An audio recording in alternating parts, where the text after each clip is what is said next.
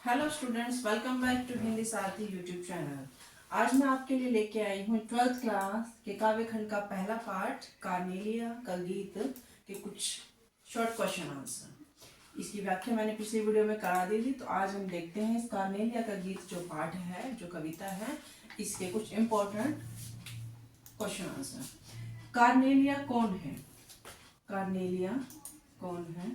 तो कार्नेलिया सिकंदर के सेनापति सेल्यूकस की बेटी है। सिकंदर के सेनापति सेल्यूकस की बेटी। तो कार्नेलिया के बारे में अगर पूछा जाए, ये इंपॉर्टेंट क्वेश्चन है, एमसीक्यू में भी आ सकता है। तो आपको बताना है सिकंदर के सेनापति सेल्यूकस की बेटी।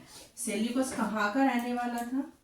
तो जो सेल्यूकस है वो यूनान का रहने वाला था, यूनान के ग्रीक का। सेल्यूकस कहाँ का रहने वाला था? यूनान का।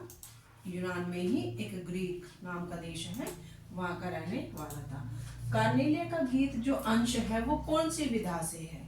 यानी कि नाटक से है या फिर किससे है? निबंध से। तो ये नाटक विधा से है। और नाटक में भी कौन से नाटक से है? चंद्रगुप्त नाम का एक नाटक है, उससे है।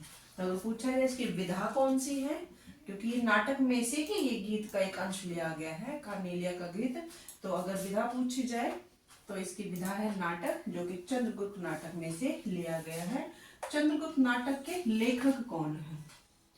तो देवसेना का गीत और कार्नेलिया का गीत, ये दोनों ही जो गीत हैं वो जयशंकर प्रसाद के, यानी कि इसके लेखक है जयशंकर प्रसाद के नाटक है। एक चंद्रगुप्त से लिया गया है और जो देवसेना का गीत है वो स्कंदगुप्त नाटक से लिया गया है। अगला क्वेश्चन है, जयशंकर प्रसाद के नाटक कैसे होते हैं? यानी कि नाटक विधा से तो ये लिया गया है, लेकिन इनके जो नाटक होते हैं वो कैसे होते हैं? ऐतिहासिक, पौराणिक, धार्मिक, राजनैतिक। तो इस तरह से तो जयशंकर प्रसाद के जितने भी नाटक होते हैं, ज्यादातर, जितने भी नहीं कहेंगे, ज्यादातर जितने भी नाटक होते हैं वो ऐतिहासिक नाटक होते हैं। यानी कि इतिहास के पन्नों से वो अपने पात्रों का चयन करते हैं। तो इनके जितने भी नाटक हैं, स्कंदगुप्त, चंद्रगुप्त, अजातशत्रु, ध्रुव स्वामी, ये सारे ही ऐतिहासिक पात्र हैं। तो अगर पूछा जाए कि जयशंकर प्रसाद के नाटक कैसे होते हैं, तो हम कहेंगे कि उनके नाटक ऐतिहासिक नाटक होते हैं।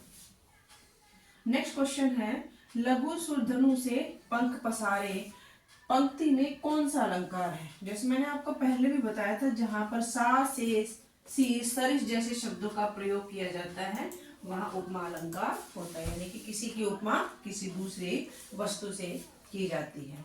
तो जहां सा से सी सरिस जैसे शब्द आ जाए, वाचक शब्द, वहां हो जाएगा उपमा अलंकार। अगला प्रश्न है, जयशंकर प्रसाद के काव्य की भाषा कैसी है? यानी कि वो जो कविताएं जो लिखते हैं उसमें उनकी भाषा कैसी होती है? तो उनकी जो भाषा होती है तत्सम प्रधान खड़ी बोली। जितना भी हम हिंदी का साहित्य पढ़ते हैं वो भाषा कहलाती है खड़ी बोली। ये आधुनिक हिंदी भाषा का एक रूप है, खड़ी बोली। और उसमें से भी कौन सी? तत्सम प्रधान।